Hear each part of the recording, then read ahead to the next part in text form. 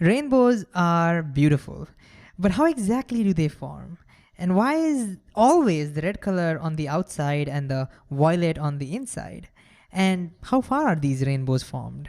These are some of the questions we'll try and answer in this video. So imagine I'm standing here, it's a beautiful day, and I want to see a rainbow. What do I need? Well, you might know we need sunlight. You don't see rainbows at night. So sunlight is important. Let's say here's our sunlight. We also need raindrops. It can be any drops, in fact, like it could be from the sprinklers or it can be from the fountain, but let's put raindrops.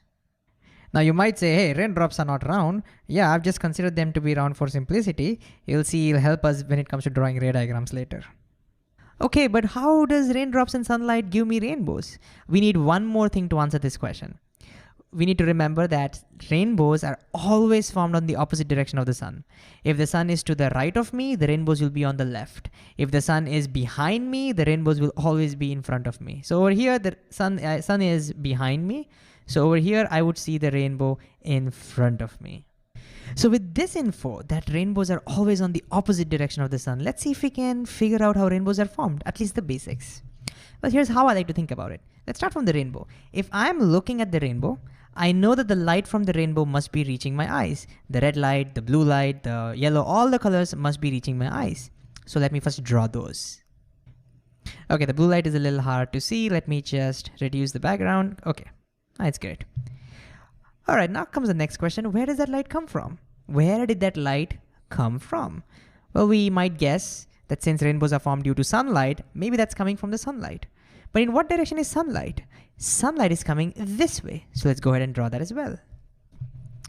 Nice. Now with the rays drawn, we can start predicting what must be happening over here. You see, the incoming light is white, something happens, and then we have colors being thrown at me. So what phenomena must be happening over here? What must be happening to convert that white light into the colors towards me? Can you pause and think about this? You may have already learned this before.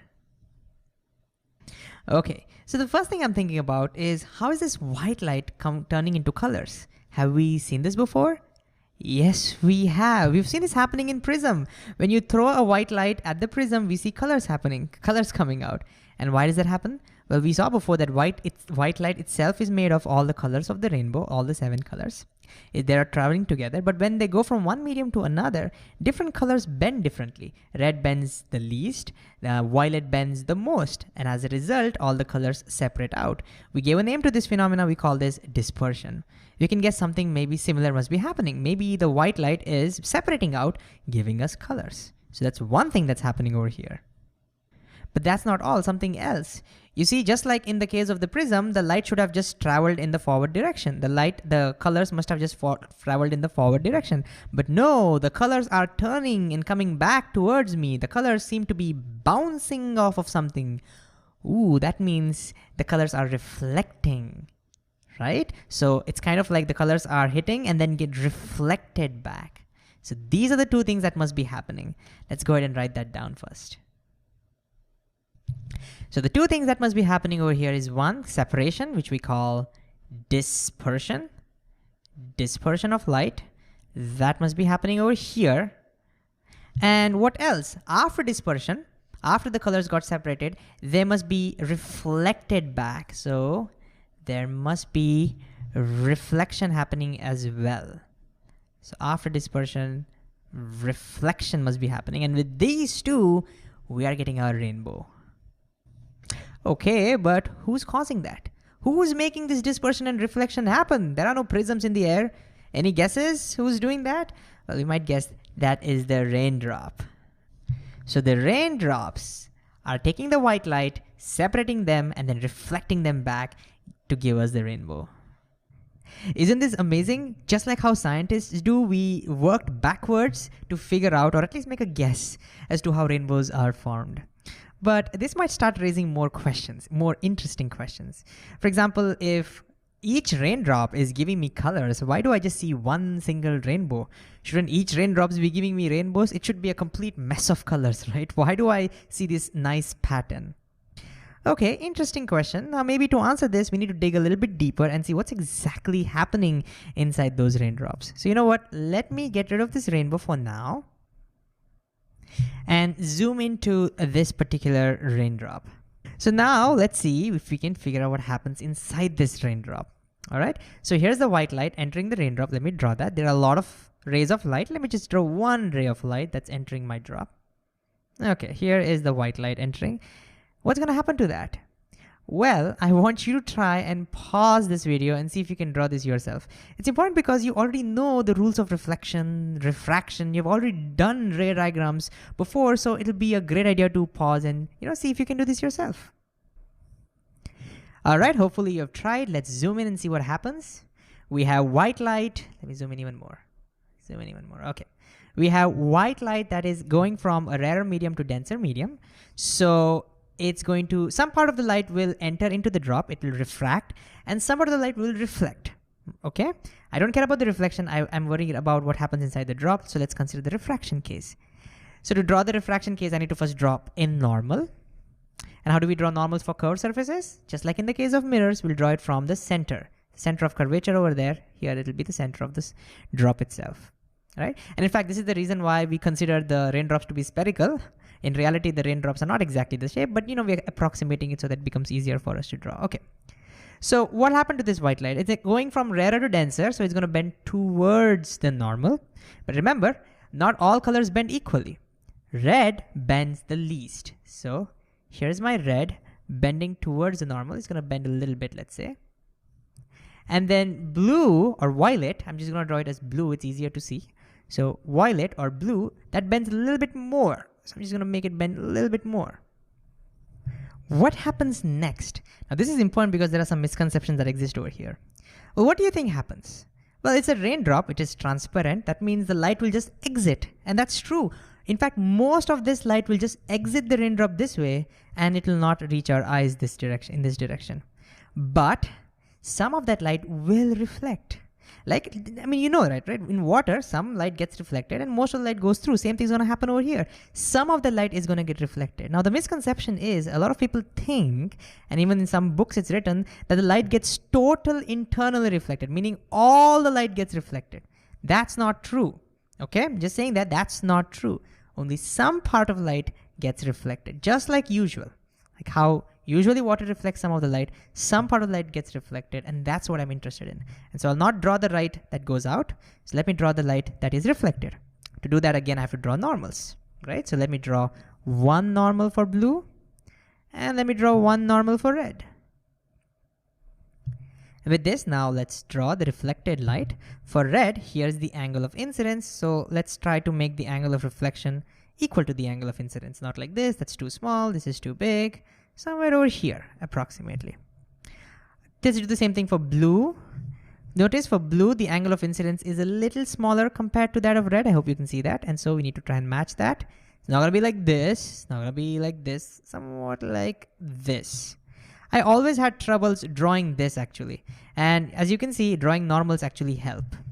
Okay, what happens next?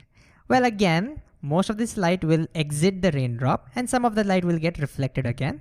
But now I'm no longer worried about the light that gets reflected. Let's draw the case of exiting. So again, I have to drop normals. So one normal for red, one normal for blue. And now we can draw the light that exits. So the blue light, it's going from denser to rarer, it bends away from the normal. And even the red light going from denser to rarer, it bends away from the normal. Let's quickly include the arrow marks. Great, with this hard work, we'll now be able to answer our question. So let me just zoom back out. And so we are seeing that each raindrop is gonna throw all the colors at me. Red at the bottom, blue at the top.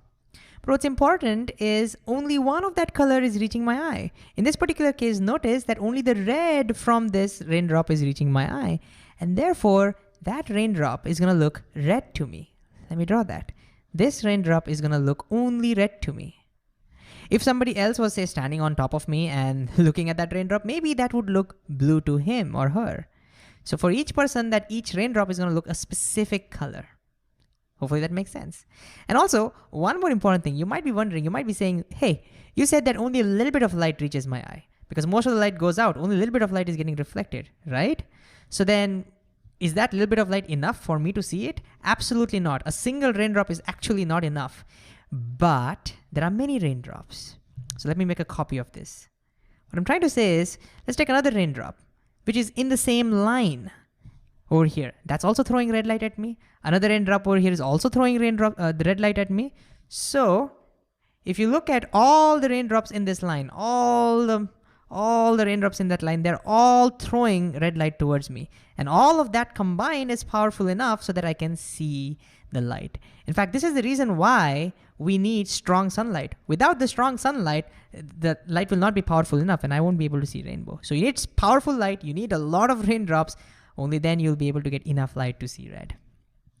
Okay, what will I see for other raindrops, or how do I see other colors? Well, let's see. Let's say if I want to see violet, where should that raindrop be? Well, now I can just move this around. If I want violet or blue, notice that raindrop has to be a little bit below. So now if I look at this raindrop, or if I look at this angle, a little bit below, so let me just draw that again. See, this is my horizon. If I look a little bit above, I will see red.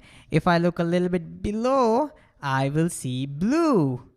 So this raindrop looks blue and all the raindrops over here are going to look blue to me. And so what's important is that each raindrop doesn't give me a rainbow. They're all forming a part of the rainbow. And there'll be all the raindrops in between over here, and all these will give me other colors. What about the raindrops on top of this? They will not give me any color. Let me show you that. If there's a raindrop on top over here, none of the colors reach my eye. So they will not contribute to rainbows. If there's any raindrop below, again, none of those colors reach my eye. Again, they will not contribute to rainbows. And that's why the rainbows are only contributed by those specific raindrops which are forming over here, giving me that beautiful pattern. So here's one last question. How far is a rainbow? Well, at first we might think, well, it depends upon which water droplet the light is coming from, right? Because that's what gives us a rainbow. But we just learned that rainbows are not formed due to a single water droplet. They're formed due to lots and lots of drops. Drops which are far away and drops which are close to us. All of them combine to give us a single rainbow. So are rainbows far? No, they're not just formed by those drops. Are they close? No, they're not just formed by those drops. They're formed by a combination. So where is the rainbow? It's everywhere. Isn't that weird? I mean, clearly rainbows look like they're at a certain distance, but we just saw they're not.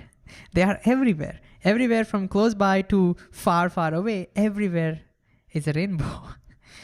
Amazing, right? It's not a thing. That's the thing. And rainbow is not a thing. It just looks like it's a thing, but it's not. It's not at a particular place.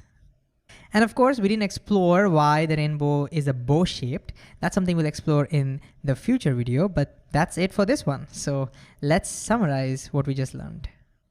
So let's recall some important things from the video. Can you first of all recall what are the two important phenomena that has to happen to our light in order for us to see rainbows? Secondly, can you draw a ray diagram showing refraction inside the raindrop?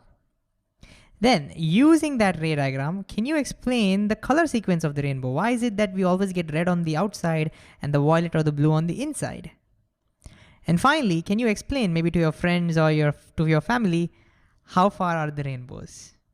If you have troubles answering this question, don't worry, you can always go back and revisit the parts of the video.